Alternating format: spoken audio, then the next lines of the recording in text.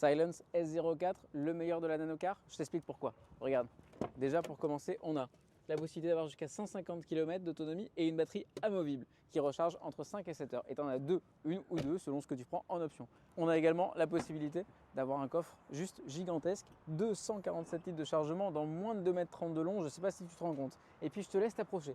Regarde cette planche de bord, on a un écran central avec lequel tu pourras tout gérer. On a le Bluetooth pour des haut-parleurs intégrés, c'est génial pour t'ambiancer. On va avoir donc toutes les commandes au volant, des feux, des essuie-glaces automatiques, un démarrage main libre. On va avoir un support de smartphone parfait pour aller regarder le GPS et avoir tout en support dédié juste ici avec la recharge. On aura la climatisation, le chauffage, la possibilité d'avoir des fermetures centralisées et tu pourras même céder à ton frère, ta soeur, tes voisins, qui tu veux via l'application, les clés en digitalisé de cette voiture pour faire démarrer qui tu veux à distance. Ça, c'est super pratique, c'est bien pensé.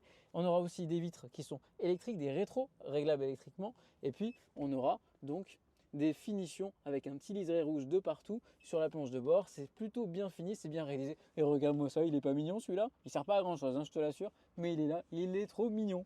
Voilà, donc tu as une voiture qui est complète, 2 places évidemment, 2 personnes, à partir de 14 ans pour la version sans permis, à partir de 16 ans pour la version avec permis, notre véhicule d'essai. Et puis pour les caractéristiques, c'est plutôt sympa, c'est un châssis.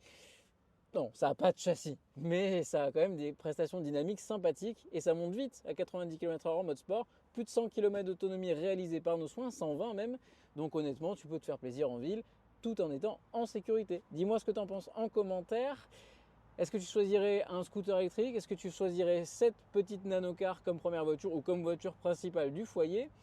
Eh bien, moi personnellement, je suis mitigé entre les deux parce que c'est peut-être le meilleur des deux mondes. Un scooter dynamique, 22 kW de puissance en crête, avec un toit. Et ça, pour la sécurité, ça n'a pas de prix.